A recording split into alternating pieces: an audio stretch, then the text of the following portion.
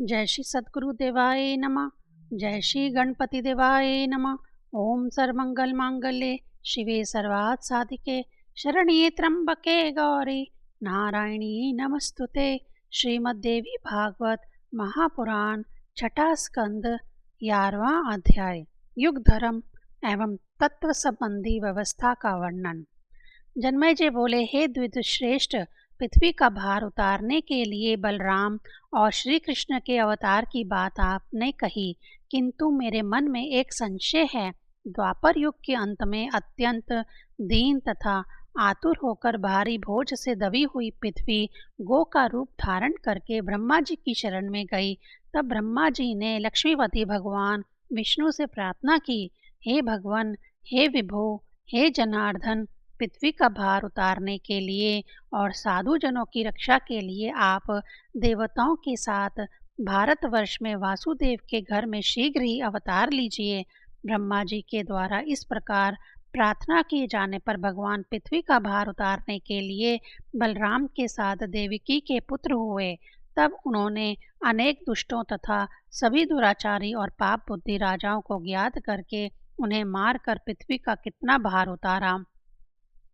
भीष्म मारे गए, द्रोणाचार्य मारे गए, इसी प्रकार विराट, द्रुपद, प्रहीकी, सोमदत्त और सूर्यपुत्र कर्ण मारे गए। परंतु जिन्होंने कृष्ण की पत्नियों का हरण किया और उनका सारा धन लूट लिया, उन दुष्टों को तथा जो करोड़ों अभीर, शक, मलेच्छ और निषाद पृथ्वी तल पर स्थित थे, उन सबको उन्होंने नष्ट क्यों नहीं कर दिया।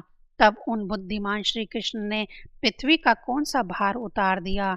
हे महाभाग, मेरे चित्त से यह संदेह नहीं हटता है। इस कलयुग में तो समस्त प्रजा पाप प्रयाण ही दिखाई देती है। व्यास जी बोले, हे राजन, जैसा युग होता है काल प्रभाव से प्रजा भी वैसी ही होती है, इसके विपरीत नहीं होता। इसमें युग धर्म ही कारण है। जो धर्म अनुरागी जीव हैं वे सत्य युग में हुए। जो धर्म और अर्थ से प्रेम रखने वाले प्राणी हैं वह त्रेता युग में हुए। धर्म, अर्थ और काम के रसिक प्राणी द्वापर युग में हुए तथा अर्थ और काम में आसक्ति रखने वाले सभी प्राणी इस कलयुग में होते हैं। हे राजेंद्र, युग धर्म का प्रभाव विपरीत नहीं होता है, काल ही धर्म और अधर्म का करता है। राजा बोले, हे महाभाग, सतयुग में जो धर्म प्रयाण प्राणी हुए हैं वे पुण्यशाली लोग इस समय कहाँ स्थित हैं। हे पितामह, त्रेता युग या द्वापर में जो दान तथा व्रत करने वाले श्रेष्ठ मुनि हुए हैं वे अब कहाँ विद्यमान हैं, मुझे बतलाएं। इस कलयुग में जो दुराचारी, निर्लज, देव निंदक और पापी लोग विद्यमान हैं वे सतयुग में कहाँ जाएंगे। हे महामते, यह सब विस्तार पूर्वक कहिए। मैं इस धर्म निर्णय के विषय में सब कुछ सुनना चाहता हूँ। व्यास जी बोले, हे राजन, जो मनुष्य सतयुग में उत्पन्न होते हैं वे अपने पुण्य कार्यों के कारण देवलोक को चले जाते हैं। हे निप्रश्रेष्ठ, अपने अपने वर्ण आश्रम धर्मों में संलग्न रहने वाले ब्राह्मण, क्षत्रिय, वैश्य और शूद्र अपने कर्मों से अर्जित लोकों में चले जाते हैं। सत्य, दया, दान, एक पत्नी व्रत, सभी प्राणियों में अध्रोभाव तथा सभी जीवों में समभाव रखना, यह सतयुग का साधारण धर्म है। सतयुग में इसका धर्म पूर्वक पालन करके रजक आदि इतर वर्ण के लोग भी स्वर्ग चले जाते हैं। हे राजन, त्रेता और द्वापर युग में यही स्थिति रहती है, किंतु इस कलयुग में पापी मनुष्य नरक जाते हैं और वे वहाँ तब तक रहते हैं जब तक युग का परिवर्तन नहीं होता। इसके बाद मनुष्य के रूप में पुनः पृथ्वी पर जन्म लेते हैं। हे राजन, जब कलयुग का अंत और सतयुग का आरंभ होता है तब पुण्यशाली लोग स्वर्ग से पुनः मनुष्य के रूप में जन्म लेते हैं। जब द्वापर का अंत और कलयुग का प्रारंभ होता है तब नरक के सभी पापी पृथ्वी पर मनुष्य के रूप में उत्पन्न होते हैं। जब द्वापर का अंत और कलयुग का प्रारंभ होता है तब नरक के सभी पापी पृथ्वी पर मनुष्य के रूप में उत्पन्न होते हैं। इस प्रकार युग के अनुरूप ही आचार होता है, उसके विपरीत कभी नहीं। कलयुग असत प्रधान होता है, इसीलिए उसमें प्रजा भी वैसी ही होती है। देवयोग से कभी कभी इन प्राणियों के जन्म लेने में व्यतिक्रम भी हो जाता है। कलयुग में कुछ तो साधुजन हैं, वे द्वापर के मनुष्य हैं। इसी उसी प्रकार द्वापर के मनुष्य कभी कभी त्रेता में और त्रेता के मनुष्य सतयुग में जन्म लेते हैं। जो सतयुग में दुराचारी मनुष्य होते हैं वे कलयुग के हैं। वे अपने किए हुए कर्म के प्रभाव से दुख पाते हैं और पुनः युग प्रभाव से वे वैसा ही कर्म करते हैं। जन्मेजय बोले, हे महाभाग, आप समस्त युग धर्मों का पूर्ण रूप से वर्णन करें। जिस युग में जैसा धर्म होता है उसे मैं जानना चाहता हूँ। व्यास जी बोले, हे नृप शार्दूल, ध्यान पूर्वक सुनिए। इस संबंध में मैं एक दृष्टांत कहता हूँ। साधुजनों के मन भी युग धर्म से प्रभावित होते हैं। हे राजेंद्र, आपके महात्मा और धर्मज्ञ पिता की भी बुद्धि कलयुग ने विप्र का अपमान करने की ओर प्रेरित कर दी थी, अन्यथा यातियों के कुल में पैदा हुए क्षत्रिय राजा परीक्षित एक तपस्वी के गले में मरा हुआ सर्प क्यों डालते। हे राजन, विद्वान को इसे युग का ही प्रभाव समझना चाहिए, इसीलिए विशेष रूप से धर्मचरण ही प्रत्यन पूर्वक करना चाहिए। हे राजन, सतयुग में सभी ब्राह्मण वेद के ज्ञाता, पराशक्ति की पूजा में तत्पर रहने वाले, देवी दर्शन की लालसा से युक्त, गायत्री और प्रवण मंत्र में अनुरक्त, गायत्री का ध्यान करने वाले, गायत्री जप प्रयाण एकमात्र माया बीज मंत्र का जप करने वाले, प्रत्येक गांव में भगवती परा अम्बा का मंदिर बनाने के लिए उत्सुक रहने वाले, अपने अपने कर्मों में निरत रहने वाले, सत्य पर पवित्रता दया से संबंधित वेद त्रिय कर्म में संलग्न रहने वाले और तत्व ज्ञान में पूर्ण निशांत होते हैं। क्षत्रिय प्रजाओं के भरण पोषण में संलग्न रहते थे। हे राजन, उस पुण्यमय सतयुग में वैश्य लोग कृषि, व्यापार और गो पालन करते थे और शूद्र सेवा प्रयाण रहते थे। उस सतयुग में सभी वर्ण के लोग भगवती परा अम्बा के पूजन में आसक्त रहते थे। उसके बाद त्रेता युग में धर्म की स्थिति कुछ कम हो गई। सतयुग में जो धर्म की स्थिति थी वह द्वापर में विशेष रूप से कम हो गई। हे राजन, पूर्व युगों में जो राक्षस समझे जाते थे वे ही कलयुग में ब्राह्मण माने जाते हैं। वे प्रायः पखंडी, लोगों को ठगने वाले, झूठ बोलने वाले तथा वेद और धर्म से दूर रहने वाले होते हैं।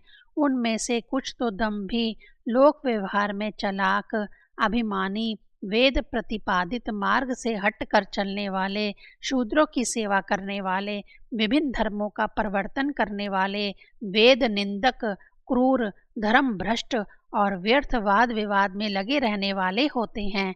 हे राजन, जैसे जैसे कलयुग की वृद्धि होती है वैसे वैसे सत्य मूलक धर्म का सर्वथा क्षय होता जाता है और वैसे ही क्षत्रिय, वैश्य, शूद्र और इतर वर्ण के लोग भी धर्महीन, मिथ्यावादी तथा पापी होते हैं।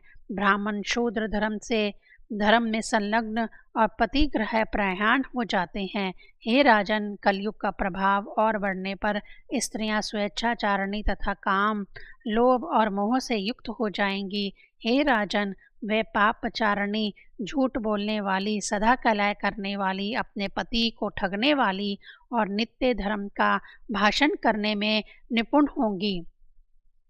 कलयुग में इस प्रकार का पाप प्रयाण स्त्रियां होती हैं। हे राजन, आहार की शुद्धि से ही अंतःकरण की शुद्धि होती है और हे नृपश्रेष्ठ, चित्त शुद्ध होने पर ही धर्म का प्रकाश होता है। आचार संकरता, दूसरे वर्णों के अनुसार आचरण दोष से धर्म में व्यतिक्रम विकार उत्पन्न होता है और धर्म में विकृति होने पर वर्ण संकरता उत्पन्न होती है। हे राजन, इस प्रकार सभी धर्मों से हीन कलयुग में अपने अपने वर्ण आश्रम धर्म की चर्चा भी कहीं नहीं सुनाई देती। हे राजन, धर्मज्ञ और श्रेष्ठ जन भी अधर्म करने लग जाते हैं। यह कलयुग का स्वभाव ही है, किसी के भी द्वारा इसका प्रतिकार नहीं किया जा सकता। अतः हे राजेंद्र, इस काल में स्वभाव से ही पाप करने वाले मनुष्यों की निष्कृति सामान्य उपाय से नहीं हो सकती। जन्मेजय बोले, हे भगवान, हे समस्त धर्मों के ज्ञाता, हे समस्त शास्त्रों में निपुण, अधर्म के बहुल्य वाले कलयुग में मनुष्यों की क्या गति होती है? यदि उससे निस्तार का कोई उपाय हो तो उसे दयापूर्वक मुझे बतलाइए। व्यास जी बोले, हे महाराज, इसका एक ही उपाय है, दूसरा नहीं है। समस्त पापों के शमन के लिए देवी के चरण कमल का ध्यान करना चाहिए। हे राजन, देवी के पाप दाहक नाम में जितनी शक्ति है उतने पाप तो है भी नहीं, इसलिए भय की क्या आवश्यकता। यदि विवशता पूर्वक भी भगवती के नाम का उच्चारण हो जाए तो वे क्या क्या दे देती है, उसे जानने में भगवान शंकर आदि भी समर्थ नहीं हैं। भगवती देवी के नाम का सिमरन ही समस्त पापों का प्रायश्चित है। इसीलिए हे राजन, मनुष्य को कली के भय से पुण्य क्षेत्र में निवास करना चाहिए और परा अम्बा के नाम का निरंतर सिमरन करना चाहिए। जो देवी को भक्ति भाव से नमस्कार करता है वह प्राणियों का छेदन भेदन और सारे संसार को पीड़ित करके भी उन पापों से मुक्त हो जाता है। हे राजन, यह मैंने आपसे संपूर्ण शास्त्रों के रहस्य को कह दिया। इस प्रकार भली भांति विचार कर आप देवी के चरण कमल की आराधना करें। वैसे तो सभी लोग आजपा नामक गायत्री का जप करते हैं, लेकिन वे माया से मोहित होने के कारण उन महामाया की महिमा और महान वैभव को नहीं जानते। सभी ब्राह्मण अपने हृदय में गायत्री का जप करते हैं, परंतु वे भी उन महामाया की महिमा और उनके महान वैभव को नहीं जानते। हे राजन, युग धर्म की व्यवस्था के विषय में आपने जो कुछ भी पूछा था यह सब मैंने कह दिया। अब आप और क्या सुनना चाहते हैं? 11वां अध्याय समाप्त। 12वां अध्याय पवित्र तीर्थों का वर्णन, चित्त शुद्धि की प्रधानता तथा इस संबंध में विश्वामित्र और वशिष्ठ के परस्पर वैर की कथा। राजा हरिश्चंद्र का वरुण देव के शाप से जलोदर ग्रस्त होना। राजा बोले, हे मुनि श्रेष्ठ, अब आप मुझे मनुष्य और देवता के द्वारा सेवनीय इस पृथ्वी पर स्थित पुण्य तीर्थों, क्षेत्रों तथा नदियों के विषय में बतलाइए। उन तीर्थों में स्नान तथा दान का जैसा फल मिलता है उसे, और विशेष रूप से तीर्थ यात्रा की विधि तथा नियमों को भी बतलाइए। व्यास जी बोले, हे राजन, सुनिए, मैं उन विविध तीर्थों का वर्णन करूँगा जिन तीर्थों में देवियों के प्रशस्त मंदिर विद्यमान है। नदियों में गंगा श्रेष्ठ है, इसी प्रकार यमुना, सरस्वती, नर्मदा, गंडकी, सिंधु, गोमती, तमसा, कावेरी, चंद्रभागा, पुण्या, शुभ, वेत्रवती, चरणमावती, सरयू, तापी तथा समर्ती भी है। इन्हें मैंने बतला दिया। हे राजन, इनके अतिरिक्त सैकड़ों अन्य नदियां भी हैं। उनमें से समुद्र में गिरने वाली नदियां पुण्यमयी हैं तथा समुद्र में ना गिरने वाली नदियां अल्प पुण्यमयी हैं। समुद्र गामनी नदियों में वे बहुत पवित्र हैं जो सदा जल पूरित होकर बहती हैं। श्रावण और भाद्रपद, इन 2 महीनों में सभी नदियां रजस्वला होती हैं, क्योंकि उनमें वर्षा काल में ग्रामीण जल प्रवाहित होता है। पुष्कर, कुरुक्षेत्र, धर्मारण्य, प्रभास, प्रयाग, नैमिषारण्य और विख्यात अर्बुदरारण्य ये अत्यंत पवित्र तीर्थ हैं। इसी प्रकार श्रीशैल, सुमेरु और गंधमादन पर्वत पवित्र है। सरोवर में सर्वविख्यात मानसरोवर, श्रेष्ठ बिंदुसर और पवित्र अच्छंदित सरोवर पुण्य सरोवर हैं। इसी प्रकार शुद्ध मन वाले मुनियों के आश्रम भी पुण्य स्थल हैं। विख्यात बद्रिका आश्रम सदैव पुण्यशाली आश्रम के रूप में कहा गया है। जहाँ नर नारायण नाम के 2 मुनियों ने तपस्या की थी, वैसे ही वामना आश्रम और शतयूपा आश्रम भी विख्यात है। जिस ऋषि ने जहाँ तपस्या की वह आश्रम उसी के नाम से प्रसिद्ध हो गया। हे राजन, इस प्रकार इस भूतल पर असंख्य पवित्र पुण्य स्थल हैं जो मुनियों द्वारा पवित्र कहे गए हैं। हे राजन, इन सभी स्थानों में देवी के मंदिर हैं। जो दर्शन कर लेने मात्र से पाप का हरण करते हैं। वहाँ बहुत से भक्त नियम पूर्वक वास करते हैं। उन कतिपय स्थानों का वर्णन आगे करूँगा। हे राजन, तीर्थ, दान, व्रत, यज्ञ, तपस्या और सभी पुण्य कर्म शुद्धि सापेक्ष हैं। द्रव्य शुद्धि, क्रिया शुद्धि और मानसिक शुद्धि के आधार पर ही तीर्थ, तप और व्रत पवित्र होते हैं। कभी द्रव्य शुद्धि और कभी क्रिया शुद्धि हो पाती है, लेकिन हे राजन, मानसिक शुद्धि सबके लिए सदा ही दुर्लभ होती है, क्योंकि हे नृप, मन बड़ा चंचल है और अनेक विषयों में भटकता रहता है। तब हे राजन, विविध विषयों के आश्रित रहने वाला मन कैसे शुद्ध रह सकता है? काम, क्रोध, लोभ, अहंकार तथा मद, यह सभी तपस्या, तीर्थ सेवन और व्रतों में विघ्नकारी होते हैं। हे राजन, अहिंसा, सत्य, आस्तेय, शौच, इंद्रिय निग्रह और अपने धर्म का पालन समस्त तीर्थों का फल प्रदान करते हैं।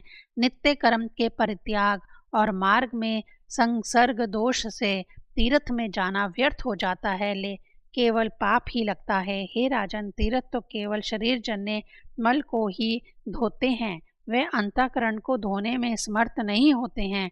यदि वह तीर्थ मन को शुद्ध करने में समर्थ होते तो गंगा के तट पर रहने वाले विश्वामित्र और वशिष्ठ सदृश ईश्वर चिंतन प्रयाण भक्त मुनि द्रोह भाव से युक्त क्यों होते? इस प्रकार तीर्थों में रहने वाले लोग भी सदैव राग, द्वेष, प्रयाण तथा काम, क्रोध से व्याकुल रहते हैं। अतः चित्त शुद्धि रूपी तीर्थ गंगा आदि तीर्थों से भी अधिक पवित्र है। हे राजन, यदि देव योग से ज्ञान निष्ठ पुरुष का सत्संग प्राप्त हो जाए तो वह आंतरिक मैल को धो देता है। हे राजन, वेद, शास्त्र, व्रत, तप, यज्ञ तथा दान यह चित्त की शुद्धि के कारण नहीं है। ब्रह्मा जी के पुत्र वशिष्ठ वेद विद्या में प्रांगत थे और गंगा जी के तट पर रहते थे, फिर भी वे राग द्वेष से युक्त हो गए।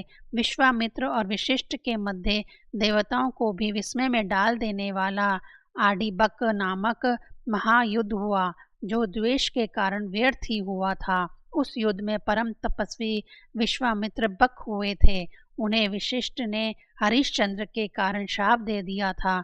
विश्वामित्र ने भी वशिष्ठ को शाप देकर आड़ी पक्षी के देह वाला बना दिया। इस प्रकार निर्मल कांति वाले वे दोनों मुनि शाप के कारण आड़ी और बक पक्षी के रूप में हो गए। वे मानसरोवर के तट पर रहने लगे और वहां नखों और चोंच के प्रहार से भयंकर युद्ध करते रहे। वे दोनों ऋषि मंदो उन्मत्त सिंहों के समान रोष युक्त होकर 10,000 वर्षों तक आपस में युद्ध करते रहे। राजा बोले, श्रेष्ठ तपस्वी और धर्म प्रयाण वे दोनों श्रेष्ठ मुनि किस प्रकार परस्पर वैर प्रयाण हुए? उन दोनों बुद्धिमान ऋषियों ने किस प्रकार से एक दूसरे को शाप दिया, जो मनुष्य के लिए कष्टकारक और दुखदायक सिद्ध हुए?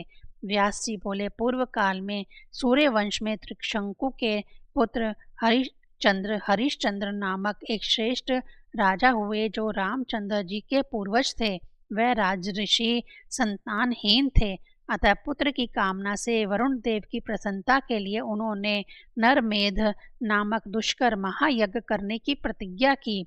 उस यज्ञ का व्रत लेने से वरुण देव उन पर प्रसन्न हो गए और राजा की परम रूपवती भार्या ने गर्भ धारण किया। रानी को गर्भवती देखकर राजा प्रसन्न हुए और उन्होंने विधि पूर्वक गर्भ की संस्कारिता करने वाले कर्म संपन्न कराया। हे राजन, रानी ने समस्त शुभ लक्षणों से संपन्न पुत्र को जन्म दिया। पुत्र के उत्पन्न होने पर राजा बहुत प्रसन्न हुए। उन्होंने जात कर्म आदि संस्कार की उत्तम विधि संपन्न की। ब्राह्मणों को विशेष रूप से स्वर्ण और पयस्विनी गौएं प्रदान की। हे महाराज, जब घर में जन्म उत्सव धूमधाम से मनाया जा रहा था, उसी समय ब्राह्मण का वेश धारण करके वरुण देव आए। आसन प्रदान करके राजा ने विधिवत उनकी पूजा की। आगमन के विषय में पूछे जाने पर मैं वरुण हूँ, यह वाक्य उन्होंने राजा से कहा। हे राजेंद्र, जैसे आपने संकल्प किया था, अब अपने पुत्र को बलि पशु बनाकर परम पवित्र यज्ञ कीजिए और सत्यवादी बनिए। उनकी यह बात सुनकर राजा व्यथा से व्याकुल तथा वेहल हो गए। पुनः अपनी मनोव्यथा को शांत करके उन्होंने श्रद्धापूर्वक हाथ जोड़कर वरुण देव से कहा, हे स्वामिन, मैंने जिस यज्ञ का संकल्प लिया है उस यज्ञ को मैं विधि पूर्वक करूंगा और सत्यवादी होऊंगा। हे सूर्य श्रेष्ठ, एक महापूर्ण होने पर मेरी धर्मपत्नी जनानन शोच से शुद्ध हो जाएगी। पत्नी के शुद्ध हो जाने पर मैं उस पशु यज्ञ को करूंगा। व्यास जी बोले, राजा के यह कहने पर वरुण देव अपने घर चले गए। अब राजा संतुष्ट हो गए, किंतु कुछ कुछ चिंता आतुर रहने लगे।